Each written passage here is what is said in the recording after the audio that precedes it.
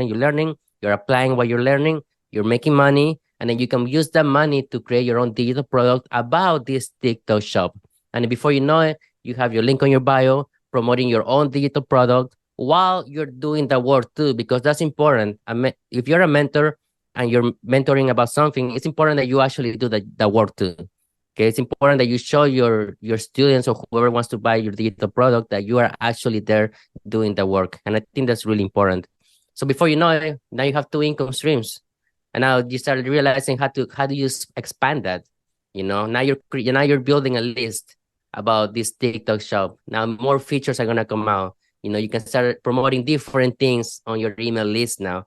So it's just like this can be a great opportunity for somebody that might be lost right now in the online world. It's that's a great point because it follows the learn, do, teach framework. I mean, it's a 7-figure formula right there. We've had, people like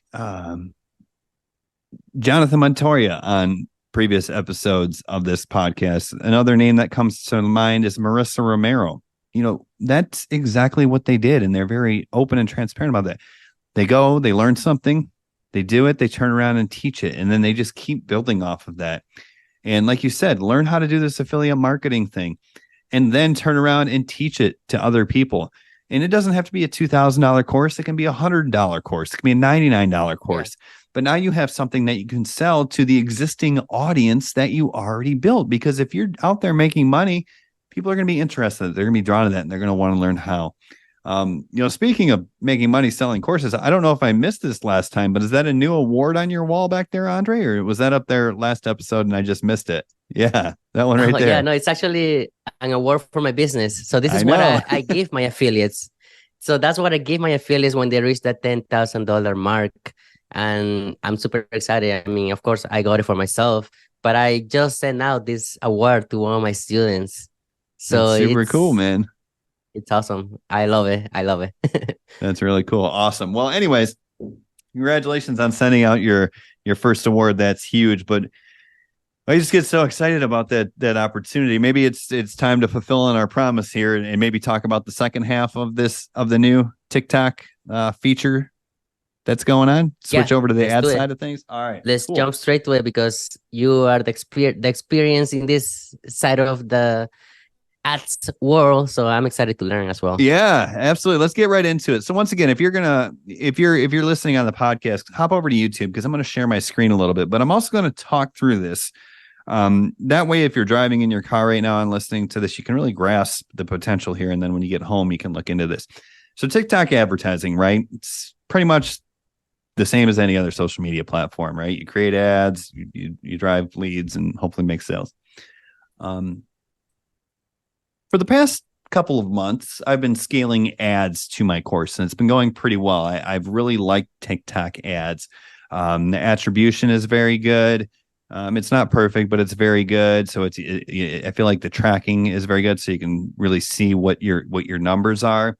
It seems to be a little more lenient than Facebook for those of us who are in the make money online space. For example, obviously there's certain things you can't say and do just like any ads platform, but I feel like it's a little bit more lenient, knock on wood. And, really scaling, it's not one of those things where maybe we've heard in the past where you just have to increase your ad budget by 10% every 3 days or something like that.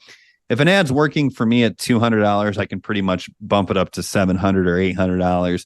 And the numbers are going to hold. Obviously, your cost per purchase or cost per action or whatever is going to go up a little bit because you're serving it to a lot more people. But for the most part, scaling doesn't automatically destroy your ads, right? Increasing your budget doesn't screw up all your numbers. So that's great. Those are some great things about the TikTok ads platform.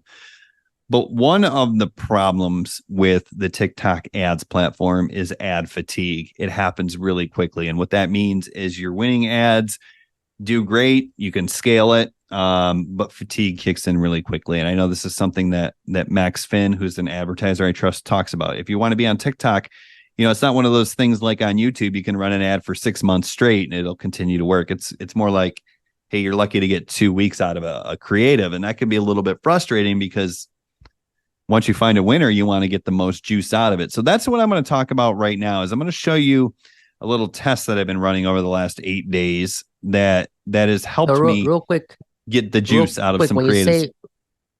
Real quick, sorry. When you say fatigue, that means that the video that you're creating, it basically loses the juices, basically, like, or that you have to create more content as far as ads. Is that what you mean when you say that? Yeah, exactly. So if we're talking about running ads, let's say you're going to create a campaign, you might run 9 different ads in that campaign, right? And you might be selling the same thing, but this one might be you standing outside. This one might be you sitting at a desk. This one might test different hooks. You might test different stories.